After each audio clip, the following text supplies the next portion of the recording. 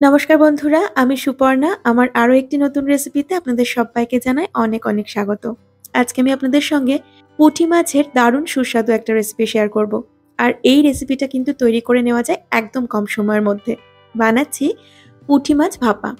গরম গরম ভাতের সাথে এর স্বাদ কিন্তু অপূর্ব। সবার প্রথমে একটা মিক্সার গ্রাইন্ডারের জার নিয়ে তার মধ্যে দিয়ে দিলাম 2 চামচ কালো সর্ষে। এর সঙ্গে দিয়ে দিচ্ছি 2 চামচ পোস্ত। দিয়ে দিচ্ছি 1 চামচ লবণ। লবণটা কিন্তু আমি একটু বেশিই দিয়েছি। মাছে আলাদা করে আর লবণ দেব না, যতটুকু লবণ প্রয়োজন হবে সবটাই কিন্তু আমি এখানে দিয়ে দিয়েছি।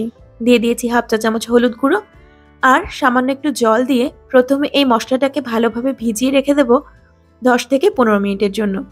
এইভাবে সর্ষে পোস্তটা কিছুক্ষণ ভিজিয়ে রাখলে বাটতে কিন্তু ভীষণই সুবিধা হয়।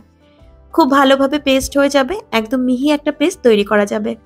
10 মিনিট পর দেখুন সর্ষে আর পোস্তটা কিন্তু ভিজে নরম হয়ে গেছে।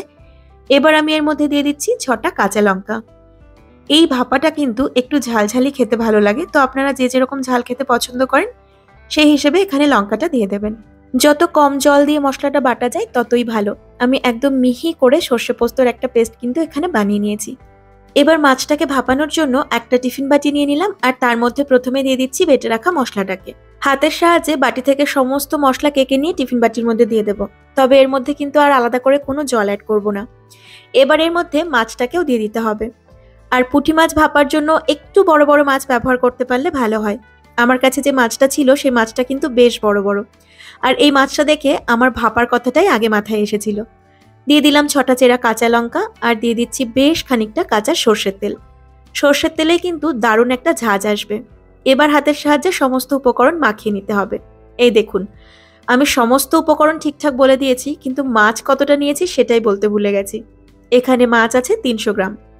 হাতের সাহায্যে খুব ভালো করে মাছটাকে মেখে নিতে হবে। তারপর টিফিন বাটির ঢাকনা আটকে এটাকে স্টিম হতে দিতে হবে। অন্যান্য মাছ যেভাবে ভাপাই ঠিক একই রকম ভাবে এটাকে ভাপিয়ে নিতে হবে। আর এই কাঁচা মাছ দিয়েই ভাপাটা কিন্তু বেশি ভালো লাগে খেতে। আমি একটা কড়াইতে পর্যাপ্ত পরিমাণে জল বসিয়ে দিয়েছি, তার মধ্যে টিফিন বক্সটা বসিয়ে দিয়ে কড়াইটাকে ঢাকা দিয়ে এটাকে স্টিম হতে দেব 10 মিনিট। 10 মিনিট পর আমি ইন্ডাকশনটাকে বন্ধ করে দিয়েছি আর টিফিন বাটিটাকেও একটু খুলে নিচ্ছি। বাটিটা যেহেতু খুবই গরম তাই খুলতে একটু অসুবিধাই হচ্ছিল। যাই হোক, খুব সাবধানে হালকা হাতে স্পুনের সাহায্যে মাছগুলোকে একটু উল্টে দিতে হবে। মাছগুলো কিন্তু খুব নরম, তাই ভেঙে যাওয়ার সম্ভাবনা থাকে, সেজন্য খুব ধীরে ধীরে মাছগুলোকে উল্টে দিতে হবে। 10 মিনিট মতন স্টিম করে নিয়েছি। এই মাছ কিন্তু সেদ্ধ হতে বেশিক্ষণ সময় নেয় না, তাই একবার হালকা হাতে সব মাছগুলোকে একটু উল্টে দিয়ে ঢাকনা আটকে আবারও 5 মিনিট একটু স্টিম হতে দিতে হবে। মাছগুলোকে আমার হালকা হাতে উল্টে নেওয়া হয়ে গেছে। এবার টিফিন বক্সের ঢাকনাটাকে আটকে আমি আবারও এটাকে স্টিম হতে দেবো 5 মিনিটের জন্য। ইন্ডাকশনটাকে আমি আবারও অন করে দিয়েছি আর এটাকে এবারও কিন্তু ঢাকা দিয়েই হতে দেব। দেখুন আমার এখানে 5 মিনিট হয়ে গেছে। আমি ইন্ডাকশনটাকে আবারও অফ করে দিলাম আর তারপর টিফিন বক্সটাকে ভালোভাবে ঠান্ডা করে নিয়ে এবার এটাকে খুলে নিচ্ছি।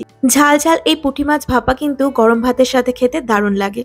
আপনাদের আমার আজকের রেসিপি কেমন লাগলো জানাতে ভুলবেন না। ভালো লাগলে অবশ্যই একটা লাইক করে দেবেন। আর আমি হাজির হয়ে যাব কাল নতুন কোনো রেসিপি নিয়ে। ভালো থাকবেন সকলে। ধন্যবাদ।